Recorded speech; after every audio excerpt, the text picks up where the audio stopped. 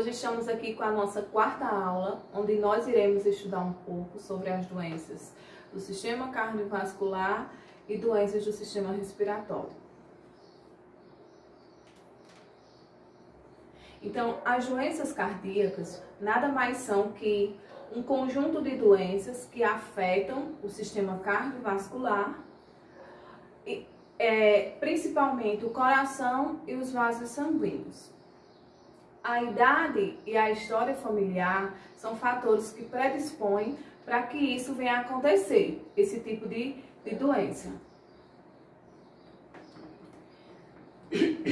Existem alguns fatores de risco que são individuais, sobre os quais podem influir e modificar.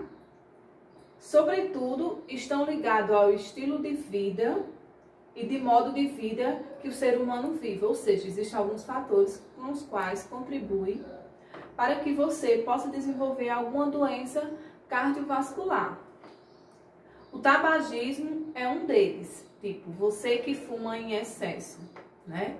Então, ele é um dos fatores que são predispostos para você desenvolver alguma doença cardiovascular.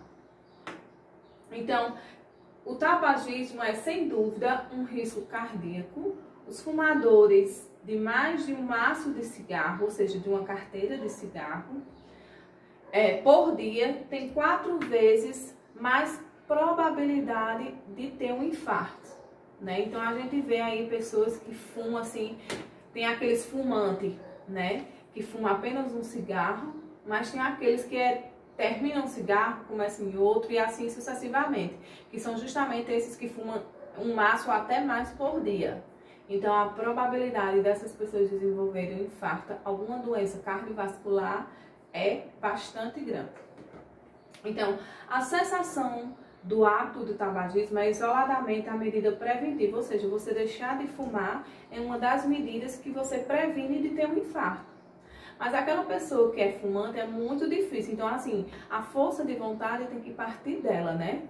Então, se ela não tiver essa força de vontade e não em parar de fumar, então vai fazer com que ela desenvolva alguma doença cardiovascular.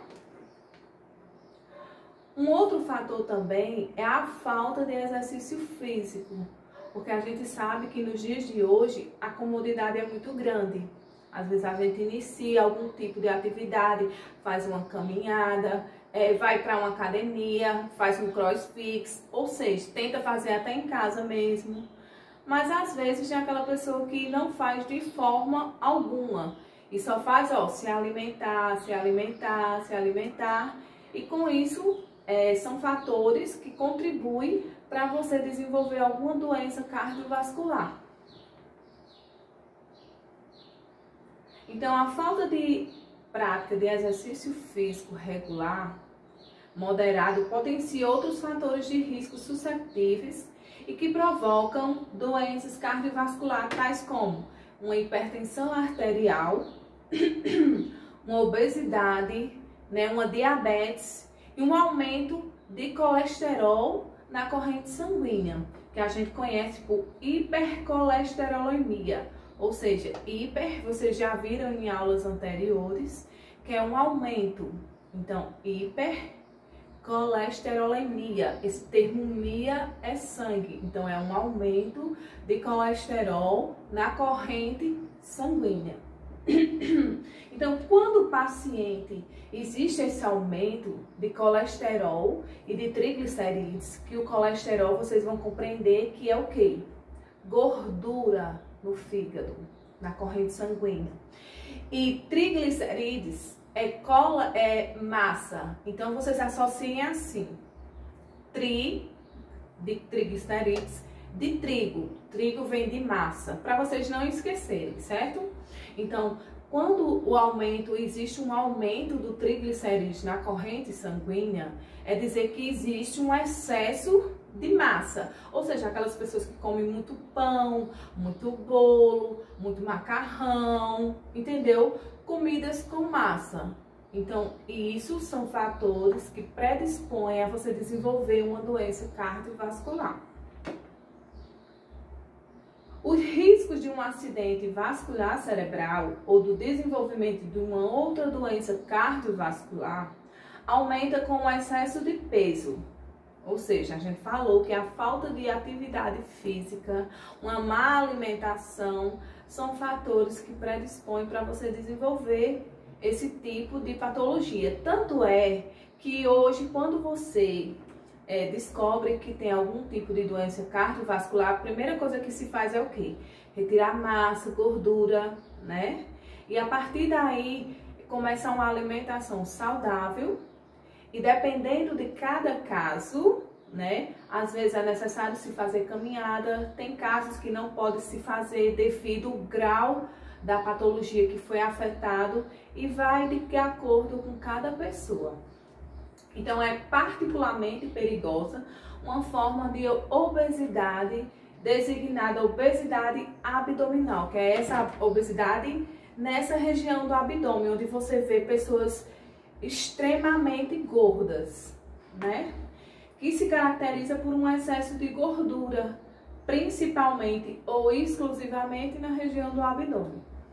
A obesidade está associada ao maior risco de desenvolvimento de doenças cardiovasculares. Tanto é, como eu falei já anteriormente, quando a gente descobre que está com alguma doença, tipo uma hipertensão arterial, o primeiro passo por aí que o médico pede é que você diminua, as massas, gorduras, né, da sua dieta, da sua alimentação, para que diminua esses níveis e você possa controlar isso aí. Então, o que vem a ser hipercolesterolemia? Hipercolesterolemia é um aumento do colesterol na corrente sanguínea. Então, como é que isso se manifesta?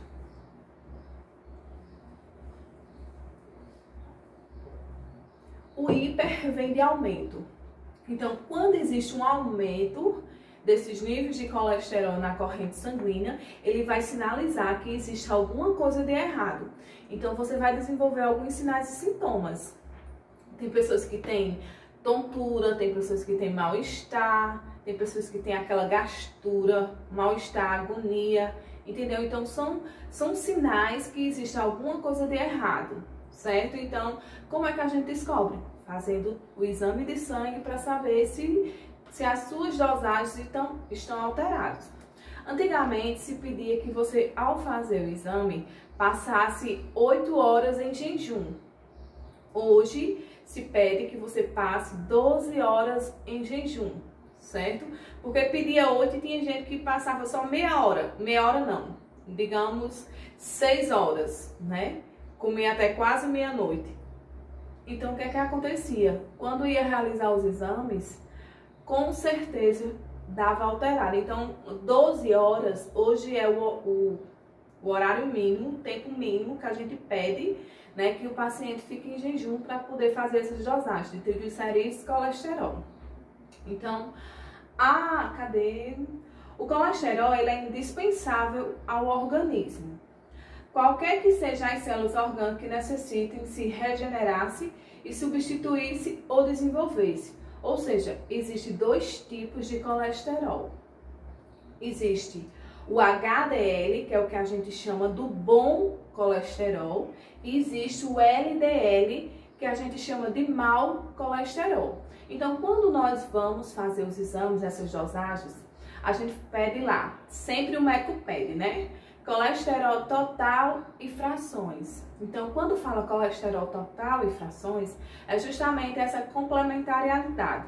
Que tem o colesterol total, aí tem o LDL, que é o colesterol, o que eu falei agora? O mau colesterol, LDL. HDL é o bom colesterol e tem o VLDL, certo?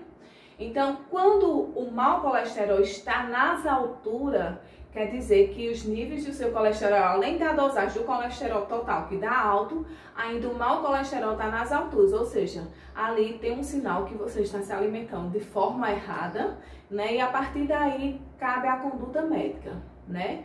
Fazer uma restrição alimentar ou, dependendo de cada situação, às vezes entrar com alguma medicação. Então, o colesterol HDL, a gente conhece por Ring Designated Lipoproteins, quer dizer, designado o bom colesterol, que é constituído pelo colesterol retirado de paredes de vasos sanguíneos e que é transportado até o fígado para ser eliminado. Já o colesterol LDL, que é o mau colesterol, a sigla dele tem Low Density Lipoproteins, que é denominado mau colesterol. Porque quando existe uma quantidade excessiva desse colesterol, ele, quando circula livremente no sangue, ele se torna nocivo, ou seja, ele vai trazer, como eu falei a você, alguma sintomatologia que você não vai se sentir bem, né? E com isso vai acumulando perigosamente na parede dos vasos das artérias. Então, quando existe um aumento excessivo disso aí, o que é que acontece? Vai criar umas placas de gordura, certo? E com isso vai entupir as veias onde vai circular o nosso sangue. E quando entope essas veias é justamente quando acontece um infarto. Então, quando você ouvir falar, ó, fulaninho de tal teve um infarto, é porque foi entupida alguma das vezes, ou seja, o sangue parou de circular corretamente, certo? E com isso desencadeou o quê? Um infarto ou outros tipos de patologia ocasionados do sistema cardiovascular. Então eu trouxe aqui para vocês para mostrar na imagem quando o soro, né, tipo, o paciente vai lá no laboratório fazer um exame, né, vai fazer todas as suas dosagens, entre elas está triglicerídeos e colesterol. Quando chega lá, a amostra, quando o soro, ela é considerada normal, porque tem todo o processo. Lá você colhe a amostra, depois que colhe vai centrifugar, depois que, aliás, homogeniza, aí depois centrifuga e depois vai passar por todo o processo de exames, que é o que a gente vai realizar, o exame. Então aqui, olha só, quando o soro ele é considerado normal, então ele fica assim, amarelinho, tá vendo, ó? A coloração dele é normal. E quando o soro ele é considerado lipêmico anormal, olha como é que ele fica, um aspecto leitoso. Então, quando você pega assim, você já vê que o paciente aí, no mínimo aí, o triglicerídeos e colesterol do paciente, quando pegar assim, no mínimo dá de 800 para lá, certo? O mínimo é 500, quando fica nessa situação aí. Porque às vezes acontece da gente colher a amostra, né? Quando colhe, antes mesmo de passar pelo processo de centrifugação, vocês acreditam que a amostra pode ficar dessa forma? Antes mesmo de centrifugar. E quando centrifuga, aí é que fica assim, nesse aspecto leitoso. Então, quando fica dessa forma, é porque está nas alturas os níveis de triglicerídeos e colesterol. E normalmente acontece isso aí com pessoas obesas, certo? Professora, pode acontecer com pessoas magras? Pode sim, existem muitas pessoas magras que têm os níveis de triglicerídeos e colesterol nas alturas. E por que isso? Quando a gente vai investigar, às vezes é porque é algum processo hereditário, ou seja, herdou da mãe, certo? Ou do pai, porque tem os níveis de tri e de colesterol alto. Beleza? Então aqui é só para mostrar no vaso sanguíneo, tá vendo aqui as hemácias? E essa partezinha amarelinha é justamente o aumento, né, dos níveis de tricolesterol, tá vendo? Ó, essa massazinha, então o que é que acontece? Ela em excesso, ela vai entupir, vai fechar isso aí e vai impedir que o sangue ele circule. E quando o sangue ele para de circular, ele vai causar algum problema. Certo? Porque o fluxo normal é o quê? Que ele circule, ande por todos os locais do nosso corpo, certo? Então, agora vamos falar um pouco de dos fatores que também ocasionam doenças cardiovasculares. A gente viu que a falta de exercício, né? Leva a uma doença cardiovascular. A gente viu que o excesso de tabagismo, tipo você fumar, né, leva a doenças cardiovasculares. A gente viu que doenças tipo no sangue, como o hipercolesterolemia, o aumento dos níveis de colesterol na corrente sanguínea, também levam às doenças cardiovasculares, E agora vamos ver um pouco de hipertensão, que eu acredito que vocês estão cansados de ouvir, ou alguém já tem algum familiar, ou já viu alguém doente, né? Com o aumento dessa pressão. Hiper, você já sabe mais do que nada, que hiper é aumento, né? Então, hipertensão arterial nada mais é que um aumento da pressão arterial. Então, em situações em que se verificam valores de pressão arterial aumentados, para esta caracterização considera-se valores de pressão sistólica, que a gente chama a pressão máxima. Quando é sistólica, a gente diz que a pressão é máxima. Superiores ou igual a 140. A unidade que a gente utiliza para medir isso aí, a pressão arterial, é milímetros de mercúrio, que é mmHg, certo? Então, digamos que vocês aferiram alguma pressão arterial de um vizinho e tudo mais, e deu, digamos que 130 por 70. 130 vai ser o quê? A máxima. 70 vai ser o quê? A mínima, que a gente vai chamar ela de quê? Lá na frente a gente vai ver que uma é sistólica e a outra é diastólica. Quando é sistólica é a máxima, quando é diastólica é a mínima. Então a gente coloca, digamos, aferiu a pressão aí do paciente, deu 130 por 70. Então você coloca 130 x 70 mmHg, que quer dizer o quê? Milímetros de mercúrio, tá certo?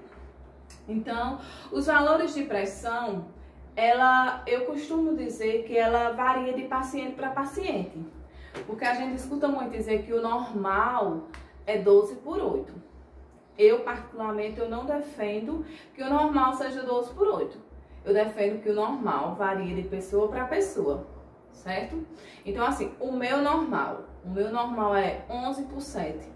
Então, 12 por 8 para mim já vai ser um pouco alta. Então, o normal vai variar de pessoa para pessoa. E como é que eu sei? Aferindo a pressão. Mas eu não tenho aparelho, professora.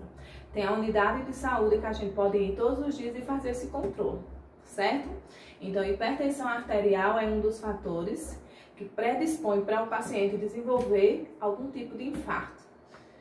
Então, considera-se haver hipertensão arterial quando os valores de pressão sistólica, que a gente viu o quê? Que é máxima, né?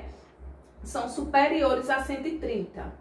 E os valores de pressão arterial diastólica são superiores a 80. Ou seja, isso aí, esse valor vai variar de cada literatura.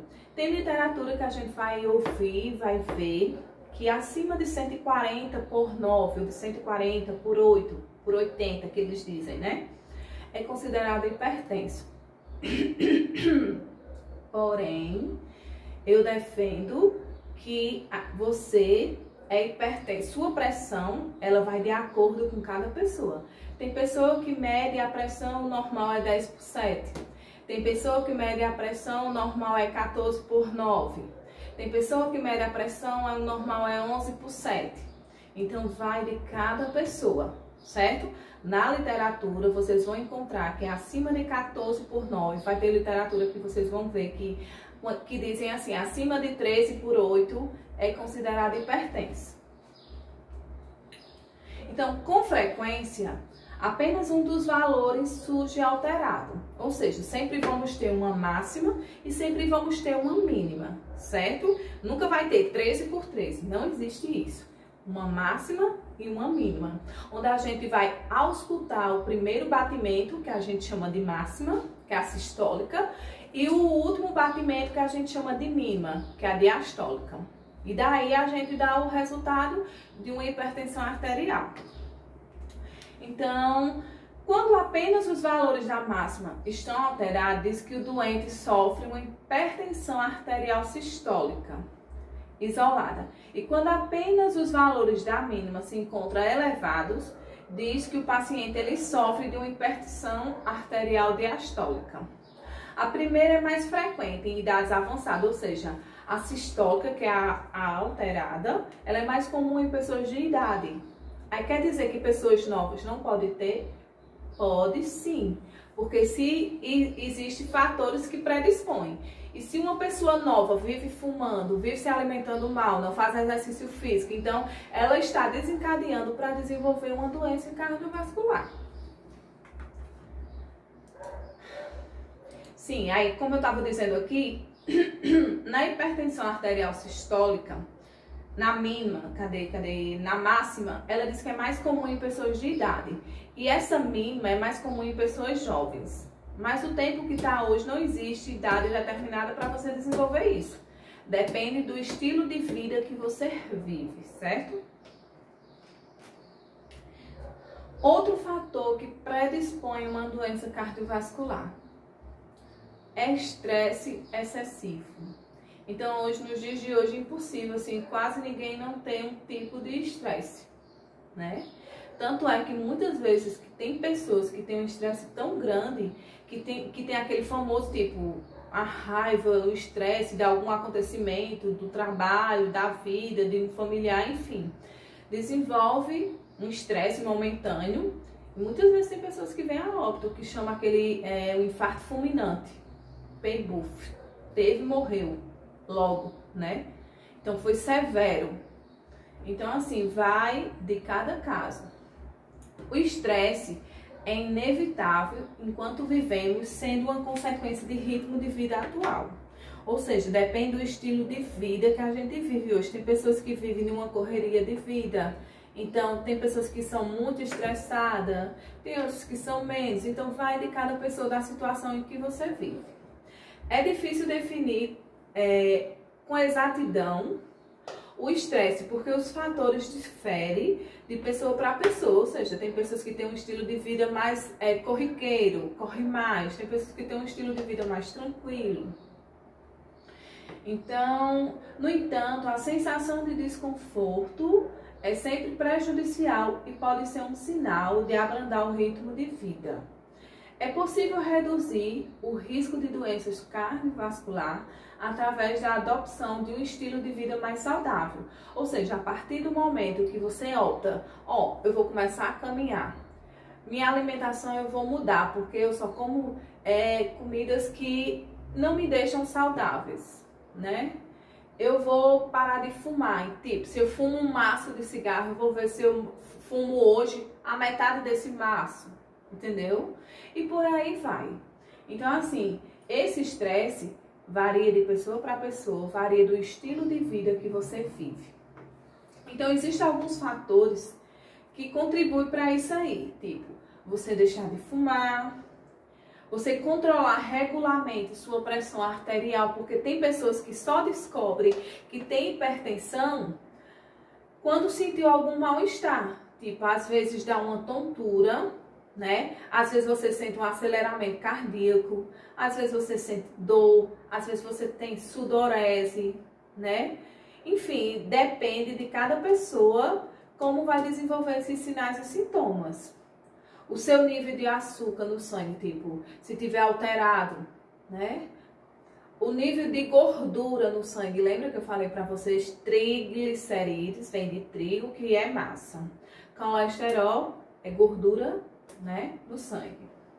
Tendo uma alimentação mais saudável, privilegiando o consumo de frutas, verduras, cereais, praticar exercícios físicos moderados, mas eu não tenho tempo de praticar todos os dias exercício físico. Mas tentar aí praticar 2 ou 3 vezes na semana, ou 2 vezes na semana, né?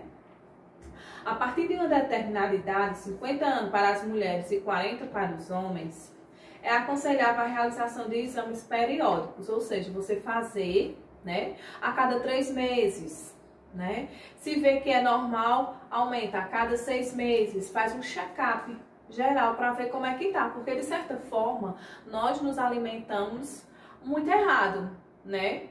Eu acredito que ninguém, quase ninguém, só aquelas pessoas fitness mesmo, né, que se alimentam super bem, mas aquelas pessoas que não têm uma vida fitness, elas se alimentam de tudo que der vontade, né? E com isso faz com que os seus níveis aumentem, aumenta o nível de sangue, de açúcar no sangue, de massa, de gordura, né? E com isso vai predispor às doenças cardiovasculares. A prevenção, ela deve começar mais cedo para os indivíduos com história familiar, ou seja, meu pai ele é hipertenso, minha mãe ela é hipertensa. A gente tem o hábito de achar que quando se fala em hereditariedade, a gente vai puxar lá do nosso bisavô. E não é bem assim. Quando se fala em hereditariedade, a probabilidade de você adquirir a doença é se seu pai ou sua mãe tiver, digamos, seu pai ou sua mãe é hipertensa. Então, existe uma probabilidade de você e seus irmãos ou suas irmãs desenvolver uma hipertensão. Meu pai ou minha mãe, ela é diabética. Então, a probabilidade de você ou seus irmãos desenvolver diabetes é grande, certo? Então, quando existem casos na família, do pai ou da mãe, então a gente deve ter um certo cuidado e ficar antenado, porque existe a probabilidade da gente desenvolver. Então, essa prevenção deve começar mais cedo quando se existem indivíduos que têm casos na família. Aí, digamos que a avó da minha mãe tem hipertensão. Aí, eu posso desenvolver? Bem, a probabilidade é mínima, né? Mas pode sim. Mas no caso, se fosse seu pai ou sua mãe, a chance seria bem maior. Quais são as doenças mais comuns do sistema cardiovascular? A pressão arterial elevada, que a gente acabou de ver, a doença das artérias coronárias, as doenças do cérebro vascular são exemplos comuns de doenças cardiovasculares. Uma delas que a gente vai citar agora é a aterosclerose. Aterosclerose. Acredito que muitos já ouviram falar. Então, o que vem a ser a aterosclerose? É a presença de certos depósitos na parede das artérias, incluindo substâncias gordas, como o colesterol, que é o quê? Gordura na corrente sanguínea. E outros elementos que são transportados pela corrente sanguínea. A aterosclerose, ela afeta as artérias de grande e médio calibre, porque existem as artérias finas e as artérias grossas, certo? Por isso que diz de fino e de grande calibre. Sendo a causa dos acidentes vasculares cerebral e das doenças artérias coronárias. Ou seja, quando entope essas artérias, aí vai desenvolver o quê? A aterosclerose. Tanto é que eu trouxe aqui para vocês para ver. Olha só. Aqui nessa imagem, nessa primeira imagem aqui, quando uma artéria circula, o fluxo sanguíneo normal. Tá vendo, ó? Ela corre normalzinho, porque não tem nada que impeça o seu caminho. Já aqui nessa outra, ó, nessa outra artéria, vocês vão perceber que existe, ó, uma placa de artéria, que a gente chama de aterosclerótica, que é o excesso de gordura nessa placa, nessa artéria. E com isso, vai desencadear o quê? Aterosclerose. Então, quando o paciente, alguém adoece desse tipo de doença, então de imediato tem que procurar o cardiologista, que é justamente, dependendo de cada caso, passar por procedimentos que façam com que desentupa isso aí para poder o fluxo sanguíneo caminhar corretamente e impedir que o paciente venha desenvolver algum outro tipo de patologia cardiovascular. Pronto. A gente acabou de ver a aterosclerose, vocês viram que é quando existe um acúmulo de gordura nas artérias. E quando isso é entupido, né, excesso em quantidade que faz com que o sangue não circule, então a gente vai chamar de aterosclerose. Agora vamos estudar um pouco sobre a cardiopatia isquêmica.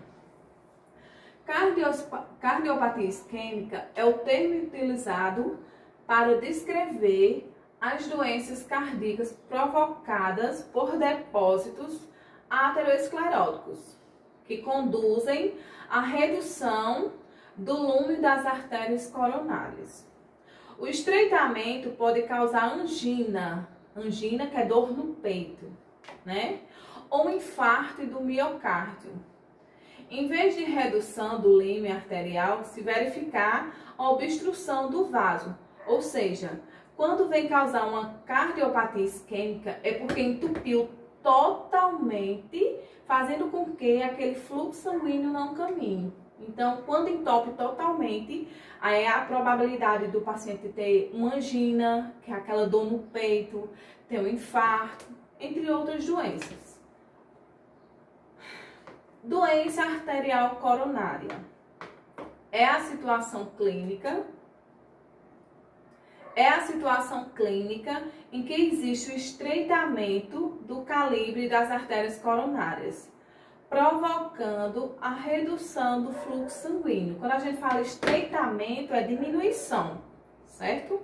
Então, quando a gente chama doença arterial coronária, é porque houve um estreitamento, uma diminuição daquelas artérias, fazendo com que o fluxo sanguíneo pare de circular, certo? Só mostrando aqui a imagem, ó, a artéria coronária e o depósito de gordura. E tudo isso está associado ao quê? À alimentação que a gente faz no nosso dia a dia. E que muitas vezes a gente não dá tanta importância. Então, vamos ver um caso. Mediante o quadro clínico apresentado pelo doente, as suas queixas, o seu histórico médico, bem como fatores de risco, estão associados. O médico da família pediu os exames para ele fazer. Exames complementares e auxiliares, que lhe permitiam fazer o diagnóstico e enviar o doente para um especialista, que na verdade quem é que cuida do coração? Cardiologista. Então, contudo, há alguns sintomas que podem constituir sinais de alerta, principalmente em pessoas mais idosas. Quais são esses sintomas? Dificuldade em respirar, certo? Pode ser indício de uma doença coronária e não apenas uma consequência de uma má formação física, especialmente se surge quando se está em repouso ou nos obriga a acordar durante uma noite, ou seja, você está lá de noite e está com dificuldade de respirar, né? Então é um dos fatores que também podem desencadear uma doença do sistema cardiovascular. Angina do peito, que chama angina de peito, que nada mais é que uma dor que a gente sente na região, né, do coração. Então é quando durante um esforço físico, ou seja, você passou por um esforço físico, você está lá caminhando, você está lá jogando bola, né, e tem uma sensação de um peso, um aperto, uma opressão por detrás do externo. Vocês viram aqui na aula de anatomia, onde é a região do externo, que por vezes se estende até o pescoço, o braço esquerdo ou o dorso, que é justamente essa região aqui, certo? Então isso aí é considerado angina, que é aquela dor no peito, aquela sensação de peso. Então, quando existem alterações no ritmo do coração, no ritmo cardíaco, a gente pode desenvolver um infarto do miocárdio, que é uma das situações de urgência e emergência médica. O sintoma mais característico é a existência de uma dor prolongada, que o paciente se queixa no peito, certo? Surgindo muitas vezes em repouso, tipo, às vezes não está caminhando de forma alguma e você tá lá, sente aquela dor no peito, aquele peso, aquela sensação. Então ali você pode estar tendo um infarto. E é muito comum também desencadear uma dor no braço, certo? No braço esquerdo, aquela dor puxando aqui do ombro pro braço, aquela dor no peito. Então é uma dor muito característica de um infarto miocárdio. Então no infarto miocárdio, a gente viu que o quê? Se sente o paciente, ele sente uma dor prolongada no peito, né? Muitas vezes ele não teve o repouso. E por vezes é acompanhado de uma ansiedade, né? De uma sedação, falta de força e muitas vezes até vômito. Então o paciente ele pode desencadear, ele pode sentir tudo isso aí e às vezes não saber que está tendo um infarto. Então, insuficiência cardíaca surge quando o coração ele é incapaz de ter um repouso, ou seja, é incapaz de bombear sangue para os vasos, né? Então, em quantidade suficiente, através das artérias, dos órgãos ou em esforço, não consegue aumentar a quantidade adicional necessária. Então, os sintomas mais comuns são fadiga, né? Assim, não tem disposição para nada, uma grande debilidade, uma falta de ar, né? Em repouso, tipo, você tá lá deitado e tá com falta de ar, né? Distensão do abdômen e pernas inchadas, ou seja, se tiver algum desses sinais e sintomas, o paciente pode estar com alguma insuficiência cardíaca. As doenças cardíacas, elas podem ser aguda ou crônica. A gente viu que uma doença aguda é quando ela tem um pouco tempo, né? Ela é tratada, ela é cuidada, o tempo da doença é pouco tempo. Uma doença crônica, ela é, por muito tempo e muitas vezes até para o resto da vida, como tipo de uma hipertensão, né? Um problema cardíaco, tipo Chagas, você tem Chagas, que foi mordido lá pelo barbeiro. Normalmente é comum em pessoas que moravam em sítio, em casas de taipa. Então essas pessoas têm um coração crescido, né? E com isso faz com que ela se torne tipo uma doença crônica, coração aumentado, certo? Os sinais e sintomas com frequência se alteram ou pioram com o tempo. Doenças cardíacas crônicas podem apresentar exacerbações, remissões espontâneas ou com tratamento ou piora progressiva.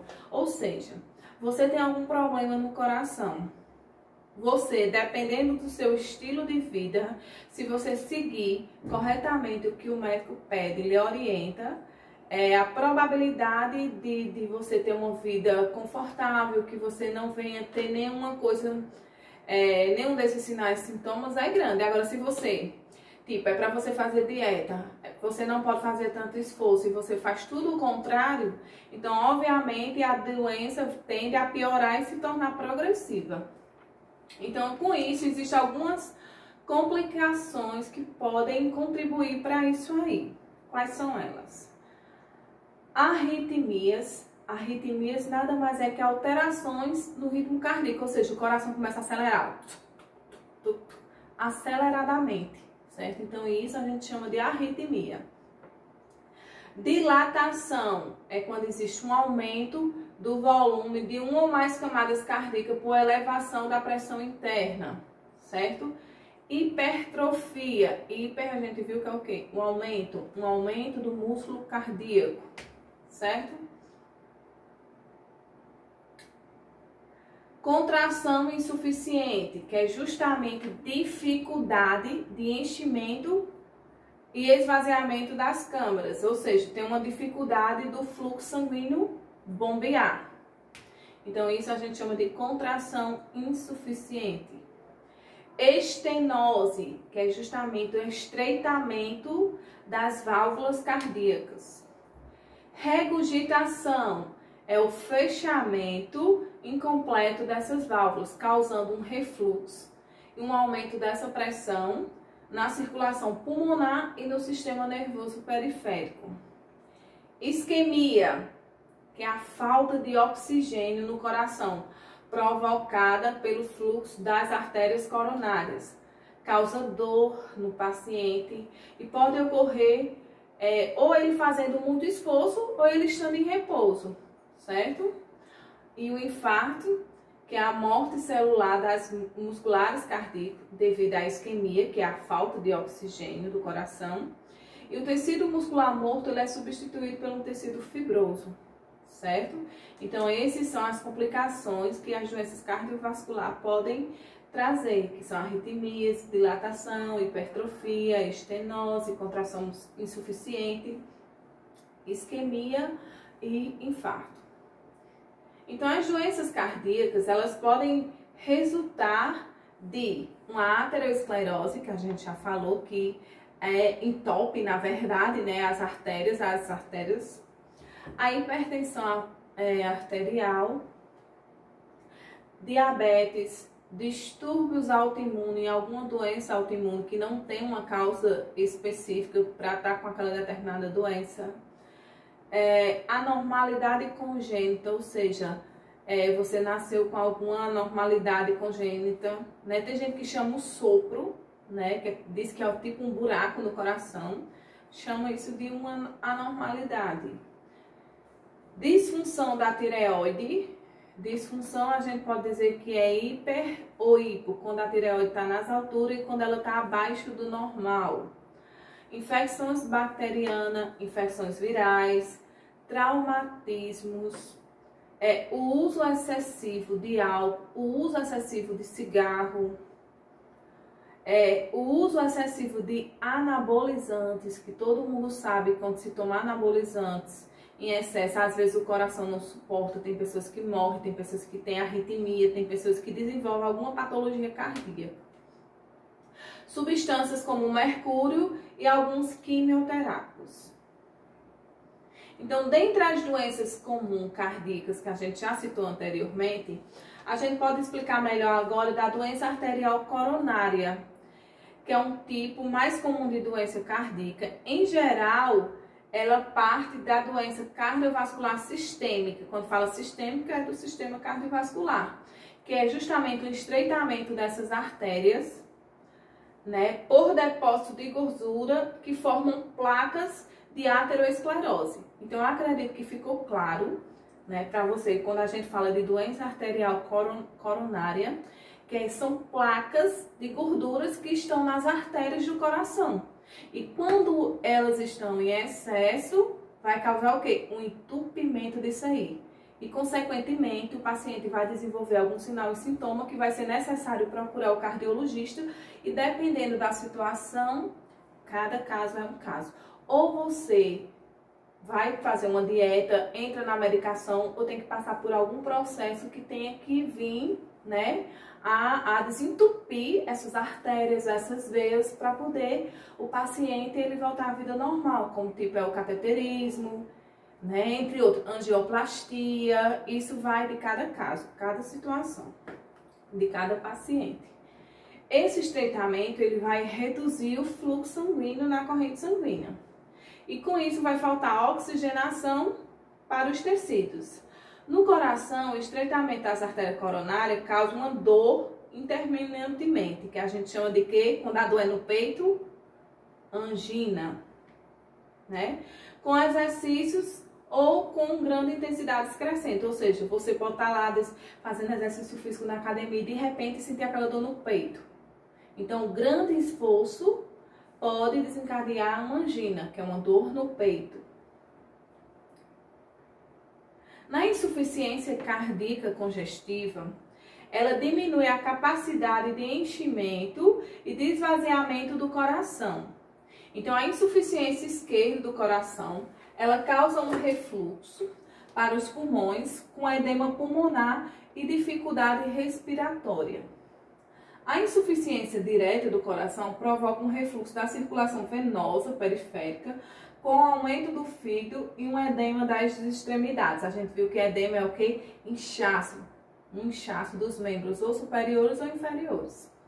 As causas mais comuns de insuficiência cardíaca são doença arterial coronária, como a hipertensão arterial, lesões na válvula cardíaca congênita ou infecciosa. Então, qualquer um desses fatores aí pode desenvolver uma insuficiência cardíaca congestiva.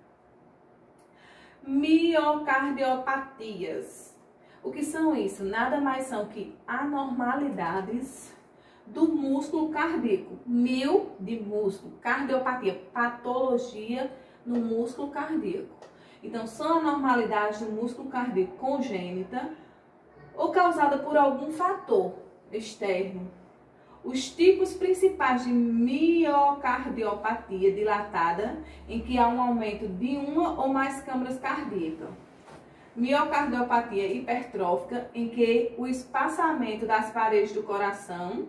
E a miocardiopatia restritiva, que diminui a flexibilidade das paredes do coração. Então, nas miocardiopatias, a gente pode dizer que existe ela miocardiopatia hipertrófica, que é quando existe um espaçamento maior, o espaço do fluxo sanguíneo caminhar. E quando existe uma miocardiopatia restritiva, ela é menor, diminui a flexibilidade das paredes do coração. Então, na miocardite, esse termo ite é todo o processo inflamatório. Então, quando a gente fala que é miocardite, é uma inflamação do músculo cardíaco. A forma mais comum é uma doença viral aguda, com arritmia cardíaca e falta de ar.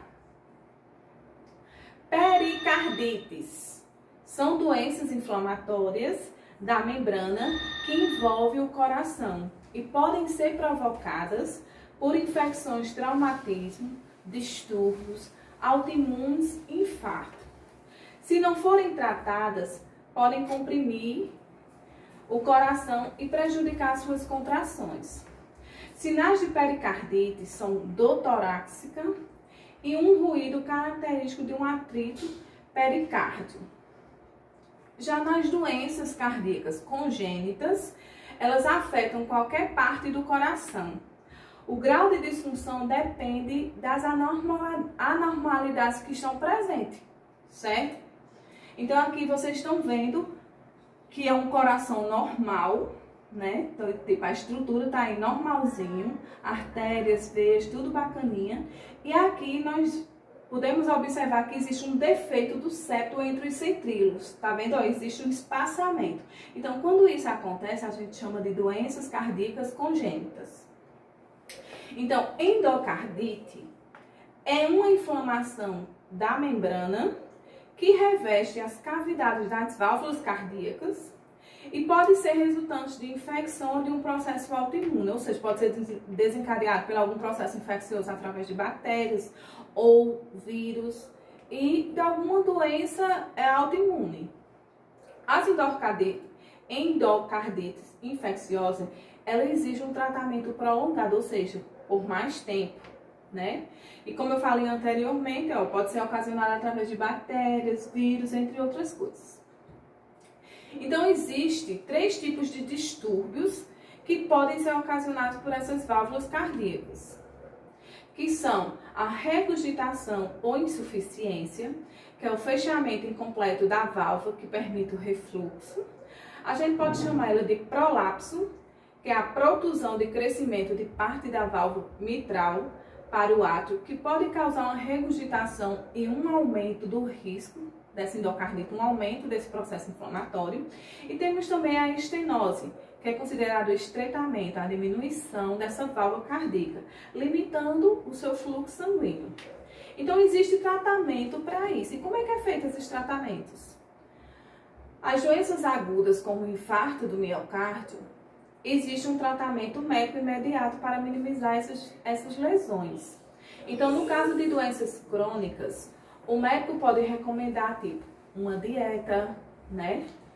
Perda de peso, exercício sob supervisão, controle do estresse, suspensão de fumo, uma alimentação saudável, caminhar, ou seja, existem muitas coisas que podem ser orientadas pelo seu profissional, né, para que você venha cuidar dessa cardiopatia que está ali afetando.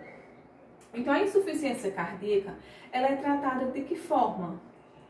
Com restrição de sódio e diurético, certo? Porque sódio, ele contém muito sal, né? Então, ele tem que diminuir aí a quantidade de sal na sua alimentação, justamente para fazer com que diminua os seus níveis de pressão. Para reduzir o acúmulo líquido e através do uso de medicamentos para melhorar a função cardíaca. Um exemplo muito comum de medicamentos, não só existe esse, existem vários, mas a gente pode citar o exemplo da digoxina, que é muito comum, né? E também, dependendo de cada caso, se tiver algum, diante da insuficiência cardíaca, se tiver alguma bactéria ou vírus, também pode ser tratado com o uso de antibióticos. Então, pode ser necessário realizar cirurgias para desbloquear as artérias, como eu já falei anteriormente, vai de cada caso. Então, se aquela artéria está bastante entupida, se aquela veia está bastante entupida, né? Com o excesso de colesterol, o excesso de triglicerídeos na corrente sanguínea, então vai existir processos para poder desentupir, né? Eu tô falando popular, desentupir. Mas na verdade é desbloquear, fazer com que abra, né, o espaço para o sangue fluir normalmente. Então, pode ser necessário realizar cirurgias para desbloquear essas artérias, substituir válvulas defeituosas e corrigir anormalidades congênitas. Continua a serem desenvolvidos novos medicamentos, orientações e procedimentos. E o paciente deve conversar sempre com o seu médico e de acordo com o que ele for sentindo, né, diariamente, está se sentindo melhor, beleza, continue dessa forma, ó, não estou me sentindo melhor, então vamos ver a medicação. Talvez precise aumentar ou diminuir ou mudar o medicamento, entendeu? Então, como eu expliquei, vai de cada paciente, vai de cada organismo. Cada organismo responde e reage de uma forma diferente. Então, as doenças cardiovasculares representam a principal causa-morte nos dias de hoje, certo? Antigamente existia mais fatos assim, que era mais comum em pessoas mais velhas, mas hoje não. Não tem isso. Se o seu estilo de vida, né, você é uma pessoa que não se alimenta bem, que não fuma, não faz exercício físico, entre outras coisas, então a sua predisposição é o quê? Que você desenvolva alguma doença cardiovascular. Então, a maior parte das doenças cardiovasculares resultam em um estilo de vida inapropriado e de fatores de riscos modificáveis. O controle dos fatores de risco é uma arma potente para a redução das complicações fatais e não fatais das doenças cardiovasculares. Então, espero que dentro das doenças cardiovasculares vocês tenham ficado na mente alguma coisa, né? Então, assim, são doenças que realmente no nosso dia a dia a gente se depara muito. Sempre tem algum familiar, algum irmão, vizinho, parente que tem ou já teve. Existe a probabilidade de estar, de desenvolver alguma doença cardiovascular. E agora nós iremos estudar um pouco sobre as doenças do sistema pulmonar. Então, patologias pulmonares. Os pulmões são partes do sistema respiratório e se localizam no tórax, dentro da caixa torácica, acima do diafragma. Os pulmões, eles contêm um sistema de defesa, incluindo células imunológicas e muco, que nos protege de muitos componentes nocivos, como do ar, de poeira, né? Bactérias, vírus, fumaças e substâncias voláteis. As doenças pulmonares afetam a função dos pulmões, ou seja, eles deixam de respirar corretamente, que o nosso pulmão ele tem a função de inspirar e expirar. Então, quando você desenvolve alguma doença do sistema respiratório, né, então a probabilidade é que você venha, né, desenvolver algum tipo de patologia. Então, afeta a função desses diversos modos. Em alguns casos, são prejudicados essas trocas gasosas entre os alvéolos e o sangue, o que impede a absorção adequada do oxigênio e a remoção do dióxido de carbono. Em outros, o sistema brônquico não distribui o ar até os alvéolos, devido ao bloqueio da árvore brônquica ou a dificuldade de contração desses músculos respiratórios. Então, algumas vezes o problema é a incapacidade de remover essas substâncias acumuladas, né, nos brônquios e fazendo com que você venha desencadear alguma patologia do seu sistema respiratório. Então, as doenças pulmonares comuns incluem a asma, que é uma doença pulmonar crônica. Então, a gente viu que a aguda é o quê? Aguda, ela trata rapidamente. Crônico é para o resto da vida ou o tratamento é demorado. No caso da asma, uma vez com asma, sempre com asma. Você controla ela, certo? Então, a asma, ela é uma doença pulmonar crônica, caracterizada por inflamação dos brônquios e dos bronquíolos e crises de obstrução das vias aéreas. Que sofre de asma é sensível a uma variedade de substâncias que não causam a mesma reação em pessoas sem esse problema. Ou seja, pessoas que têm asma, elas não podem ficar em ambientes com poeira, elas têm crises, existe tratamento específico para esse tipo de situação, existem restrições em relação a esse tipo de pessoas. Então, as crises, elas podem ser desencadeadas por fumaça de cigarro, né? Ou outras partículas do ar, como poeira, mofo, né? Exercícios, ar frio e outras causas. Ou seja, um paciente, uma pessoa que ele tem algum problema de asma, não pode ter tapetes, cortinas em casa, não pode ter poeira, tem que estar limpando os lençóis, tem que estar trocando todos os dias, certo? Então tem que existir esse controle. Aqui é só para mostrar na imagem quando o bronquíolo ele é considerado normal. Tá vendo que você vê aqui tudo bem bonitinho, bem alinhadinho. Já um bronquíolo inflamado, você já vê aqui, ó, processo inflamatório vermelho, vê que não tá normal, existe alguma coisa aí descompensada, certo? Então, para vocês verem quando o bronquíolo está considerado normal e aqui quando ele é considerado inflamado. Então, falamos da asma, que é uma das doenças do sistema pulmonar, e agora nós vamos falar um pouco sobre as doenças pulmonar obstrutivas crônicas, que é a famosa DPOC. Então, é uma expressão usada para descrever um efizema pulmonar e a bronquite crônica. Neste, os brônquios, eles sofrem inflamação e fibrose. No efizema, os sacos alveolares são distribuídos progressivamente. Nos dois casos, há dificuldade respiratória progressiva, e o fumo, ele é o principal responsável pela maior parte dessas mortes associadas a essas doenças, DPOC. Então, a gente vai ficar sempre falando DPOC, que vocês vão compreender que é o quê? Doenças pulmonares obstrutivas crônicas. E outro fator de risco, principalmente, é a poluição de ar.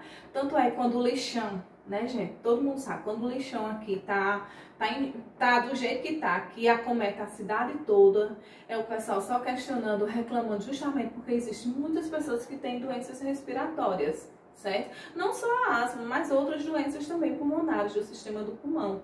Então, com isso, afeta principalmente essa fumaça poluída, certo? Agora vamos falar também da fibrose pulmonar. Então, o que vem a ser uma fibrose pulmonar? É uma doença pulmonar intersticial caracterizada pela fibrose do tecido entre os sacos alveolares, inflamação dos alvéolos e enrijecimento dos pulmões. Tem diversas causas, tipo você está exposto ali, exposição ocupacional ou ambiental a pequenas partículas, incluindo substâncias inorgânicas, um exemplo como um carvão, por exemplo. Exposição repetida a substâncias como mofo, fezes de animal, tipo de pombo, por exemplo, poeira de grãos, pode causar pneumonia, inflamação dos brônquios, por uma hipersensibilidade, certo? Substâncias e medicamentos tóxicos para os pulmões, radioterapia, entre outros. Então, esses são fatores, né, que podem desenvolver uma fibrose pulmonar, quando você está exposto diretamente a eles. Então, é só para mostrar aqui o pulmão, né, de uma fibrose pulmonar, como é que ele fica. Em processos de infecção. As infecções, elas podem afetar principalmente todo o corpo, incluindo os pulmões, ou desenvolver uma pleura. Membrana que envolve os pulmões. Pode ser aguda ou pode ser crônica. E ser causada por bactérias, vírus e raramente por fungos, certo? Pneumonia é uma inflamação pulmonar aguda, né, provocada por diversos micro-organismos. Tanto pode ser causada por bactéria, né, a pneumonia, tanto ela pode ser bacteriana como ela pode ser viral, certo? Temos também doenças do sistema respiratório, a gente já falou, entre as outras. A gente está falando agora infecções, pneumonia, agora vamos falar de gripe. Gripe também é uma doença aguda sistêmica, causada também por vírus, né? Ou bactéria, pode ser viral ou bacteriana, inclui sistema respiratório como tuberculose, microbacterioses, atípicos, ou seja, bactérias que você não sabe identificar, de outros tipos, que também podem causar doenças respiratórias. São infecções crônicas vistas com maior frequência em pessoas imunodeprimidas. Ou seja, vocês percebem, eu acredito que eu já expliquei em outras aulas a vocês, principalmente na de microbiologia, né? Tipo, quando um indivíduo ele é soro positivo, então o sistema imunológico dele está muito baixo e ele está predisposto a adquirir doenças do sistema respiratório, principalmente a tuberculose, pneumonia, entre outras doenças. As infecções por micobactérias se desenvolvem devagar e podem ser sistêmicas ou limitadas aos pulmões. Temos também o câncer do pulmão, certo? Câncer de pulmão é um crescimento, a gente viu na aula passada sobre as neoplasias, né? Câncer de pulmão é um crescimento descontrolado das células pulmonares. Há dois tipos principais de câncer, que são o câncer de células pequenas e o câncer de células não pequenas, ou seja, o câncer de células pequenas e o câncer de células maiores. E os pulmões também podem ser invadidos por células cancerógenas provenientes de outros tecidos, que no caso é o caso da metástase, né? Então, o câncer do pulmão nada mais é que um aumento acelerado dessas células. Elas podem ser pequenas ou elas podem ser grandes, né? Vai de cada um também. E a gente viu que pode ter, tipo, você pode desencadear um câncer do pulmão vindo de outro, digamos que você está com câncer no fígado e você já está em estágio de metástase. E daí passou para o pulmão, daí passou para outros órgãos. Temos também a hipertensão pulmonar. Então, o que seria a hipertensão pulmonar? Ela se caracteriza pelo estreitamento dos casos sanguíneos pulmonares, dificultando a circulação e aumentando o esforço do coração. E pode coexistir com diversas doenças pulmonares e também provocar alguma insuficiência cardíaca. Então, eu acredito que vocês viram na aula de anatomia que um órgão ele não trabalha só. Então, um órgão ele depende de outro. Tipo, o sistema cardiovascular depende do sistema respiratório, que depende do sistema nervoso, que depende do fígado, que depende... Entende? Então, cada órgão, ele depende um do outro. Ele não trabalha só, eles trabalham em conjunto, certo? Então, quando um falha, vai desencadear algum tipo de doença. Temos também a embolia pulmonar, que é quando ocorre um coágulo formado nas veias das pernas ou da pelva e é transportado pela circulação até obstruir um vaso sanguíneo, resultando em uma dor torácica e também uma falta de ar e tosse. Precisa de cuidados médicos e orientações, né? Porque isso também pode envolver um risco de vida. A gente já escutou muito, ó, fulano, cicrano morreu de uma embolia pulmonar, né?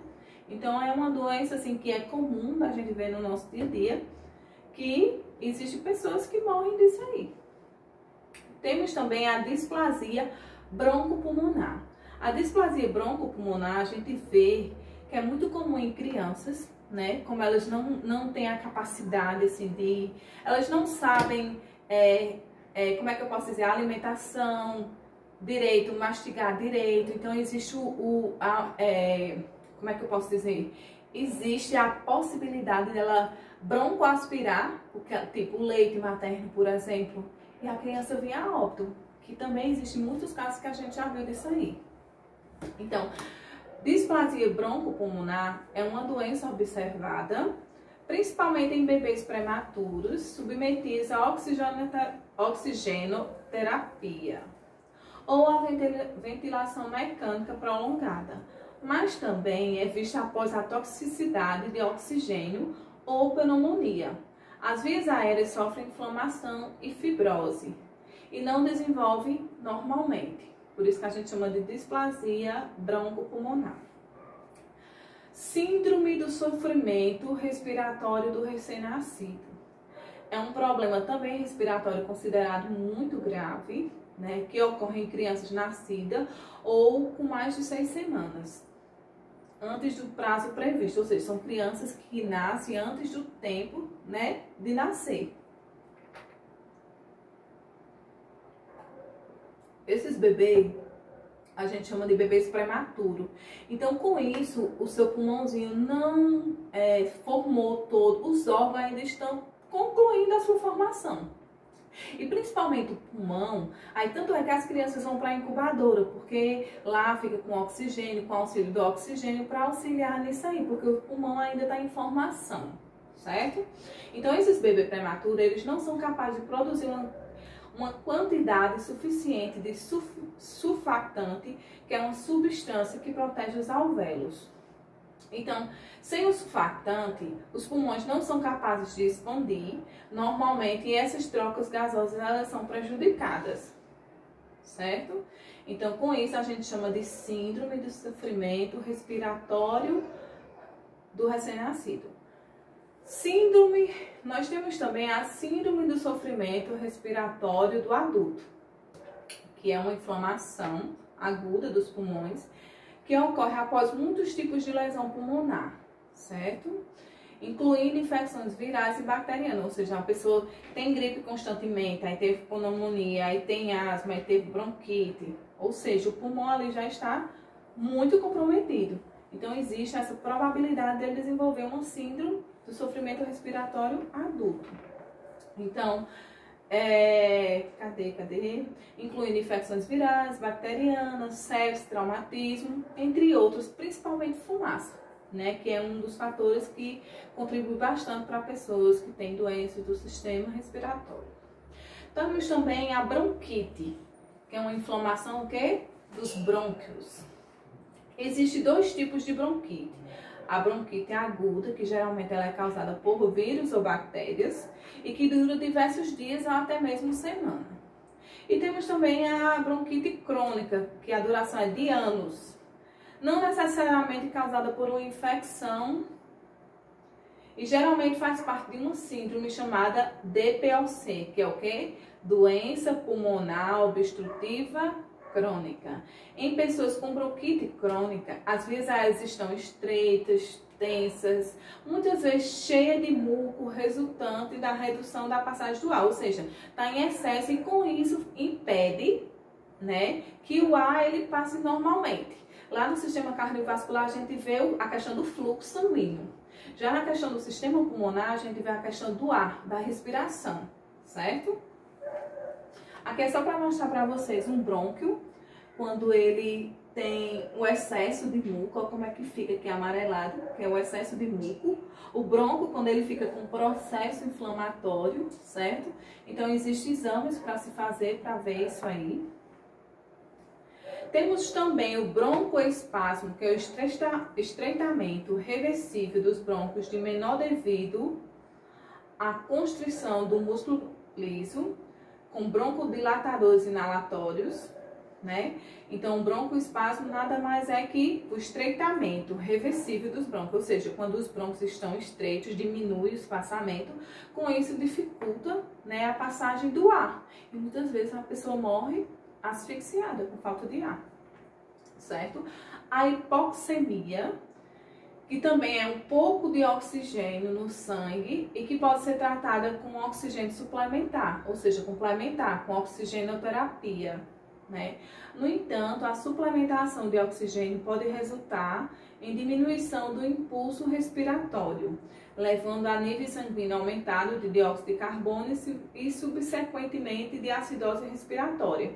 Ou seja, um exemplo muito comum agora de hipóxia é os pacientes em estágio grave de Covid-19, né? Eles precisam de uma oxigenoterapia para poder complementar, tipo, eles precisam de um auxílio porque existe a dificuldade de respirar, né? Justamente porque é comprometido os pulmões, né? E muitas vezes as pessoas não fumaram, as pessoas não tinham contato com fumantes, que também tem o fumante ativo e o passivo, né? O ativo é aquele que fuma, o passivo é aquele que fica só inalando, que é o pior que tem, certo? Então, aqui é só um exemplo de imagem do broncoespasmo, que é mostrando que é o estreitamento, né, desses brônquios, e a consequência disso pode gerar uma contração dessa musculatura, que justamente vai causar dificuldade em o paciente de respirar, certo? Temos também a doença pneumonia, né? Pneumonia é um processo inflamatório do pulmão, que afeta especialmente os sacos de ar microscópico, tipo os alvéolos, né? E com isso o paciente ele sente uma falta de espaço aéreo, ou seja, uma falta de ar, né? Às vezes secreção em excesso, entre outras coisas. E como é que é diagnosticado isso aí? Através de um raio-x. Então, o médico solicita um raio-x, onde ele irá fazer e irá observar se existe algum processo inflamatório, se existe alguma mancha no pulmão, certo? Que muitas vezes pode ser desencadeado por bactérias, por vírus, por parasitas e muitas vezes até por fungos. Os sintomas podem incluir, além da dor, tosse, secreção, né, dificuldade de respirar, entre outras coisas. Existe vacina para pneumonia, né? Existe vacina. E o tratamento vai de cada situação, de cada médico. A maioria das vezes as doenças tratadas para bactérias e vírus são antibióticos. Os sintomas mais comuns da pneumonia é febre, acima de 39 graus, né? Muitas vezes sudorese, frio, calafrio, tosse, catarro, fadiga, vômitos, entre outras coisas. Na pneumonia bacteriana, é tratada por antibióticos e, dependendo do caso, pode ser tratada até com internação, ou seja, o paciente ele fica isolado justamente para que ele seja tratado. As medicações podem ser tanto via oral como endovenosa, né, ou no músculo. E além dessas medicações, dependendo do caso, você vai precisar de um auxiliar no tratamento e pode ser usada até uma fisioterapia respiratória. Esse caso dessa fisioterapia respiratória é muito comum, em pacientes agora, principalmente com Covid-19.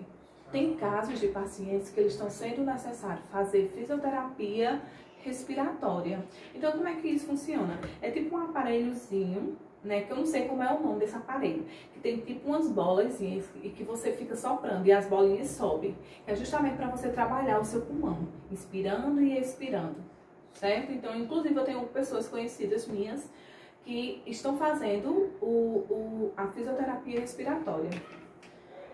Então, a fisioterapeuta pode utilizar vibradores no tórax, exercícios respiratórios como tapotagem, né? Justamente para ajudar na repercussão do tórax e também fazer com que retire essas secreções que estão dentro do pulmão, fazendo com que o paciente possa ser curado mais rapidamente. Então, em casos de pneumonia virais, o tratamento é do suporte. Ela é tratada com dieta, com oxigênio, né? Caso seja necessário as medicações para dor, para febre. Em casos de pneumonia causada por fungo, antimicrobianos específicos são utilizados. Então, a prevenção inclui medidas profiláticas, tais como vacinação, entre outras coisas. Temos também a fibrose cística, que é uma doença hereditária, que ela afeta os pulmões, os pâncreas e outros órgãos. O suor, ele é salgado e é produzido um muco espesso que dificulta a respiração e a secreção pancreática, prejudicando a absorção desses alimentos e causando até mesmo a desnutrição. Existem alguns sinais e sintomas que estão associados a isso aí, que no caso é a dispneia, né? Tem também questão de sangue, tosse, sangue no escarro, tosse, uma dor torácica, dificuldade em respirar, certo? Então, algumas pessoas, elas podem mostrar baqueteamento de dedos, alargamento de ponta de dedos e das unhas, que é muito característico de uma fibrose cística, certo? Então, dentro do sistema respiratório, a gente vê que existem alguns tratamentos que são feitos. E quais são eles? Tipo, temos a gasometria arterial, que seria uma amostra de sangue arterial que ela é colhida para poder avaliar o pH do oxigênio e do dióxido de carbono. Temos o hemograma, onde lá nós iremos ver a quantidade de leucócitos, né? Se existe algum processo inflamatório, se ele é bacteriano ou viral. Temos também exames de fibrose cística, que é feita a pesquisa desses genes, né? E temos também o exame alfa-1 antitripsina, que serve para verificar se há algum tipo de deficiência. Temos a cultura de escarro, que é o mais comum no nosso dia a dia, que é a cultura de escarro, faz um hemograma e faz um raio-x, certo? Que é justamente essa cultura, ela serve para diagnosticar essas infecções bacterianas, né? A gente analisa as quantidades de bacilos que tem lá na amostra e a partir daí vê se o paciente tem uma TB, que é uma tuberculose, uma pneumonia. E temos também a pesquisa de cultura de bacilos álcool ácido resistente para diagnosticar tuberculose e micobacterioses atípicas. E temos também a hemocultura, que é para diagnosticar a disseminação do sangue de infecções por bactérias ou fungo. Temos também, para diagnóstico, para tratamento, na verdade, nós temos a vacina influenza, né? Que você toma ela, que serve justamente para você não venha desenvolver essas doenças. Temos a biópsia pulmonar, né? Que serve para avaliar se tem alguma lesão, uma pesquisa de câncer no pulmão, certo? Então, foi diagnosticado que o paciente estava ali com uma lesão. Então, é feita uma biópsia justamente para ver, né, a quantidade de célula de lesão, até que ponto foi, né? Temos também a citologia de escarro, que serve para fazer pesquisa de alterações das células cancerógenas, assim como existe a citologia mamária, a citologia do colo do útero, e também temos a citologia do escarro. E entre outros exames são feitos para diagnosticar se o paciente tem algum tipo de doença do sistema respiratório, como raio-x, a tomografia. A tomografia ela é mais precisa, certo, gente? O raio-x não vê tão bem como uma tomografia, e a ressonância ainda vê melhor do que uma tomografia, né? Temos também uma ultrassonografia, temos uma cintilografia pulmonar e tomografia, como eu já falei anteriormente. Temos também o eletrocardiograma, que ele também vai servir para examinar o ritmo cardíaco, né, de uma doença e se está afetando também a respiração, certo? E também existem os estudos de sono, realizados em centros especiais para determinar uma pessoa respirar normalmente durante o sono, certo? E com isso existem tratamentos. E como é que é feito esses tratamentos? Os objetivos do tratamento é o quê? Amenizar os sintomas que o paciente está sentindo, né?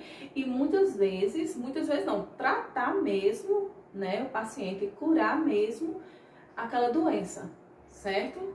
Então, tratar infecções, evitando a sua disseminação e os sintomas e facilitar a respiração e minimizar os efeitos colaterais de alguns tratamentos. Então, pessoal, espero que vocês tenham compreendido, né, essa nossa aula de hoje, que foi sobre as doenças cardiovasculares e as doenças pulmonares. Tentei trazer as mais comuns no nosso dia a dia, né? Espero que tenha ficado alguma coisa para vocês. Qualquer dúvida, vocês podem entrar em contato comigo, certo? Irei passar um trabalho sobre o assunto, assim como os outros que vocês fizeram, e foi bem tranquilo, né? E é isso. Até uma próxima aula. Tchau, tchau!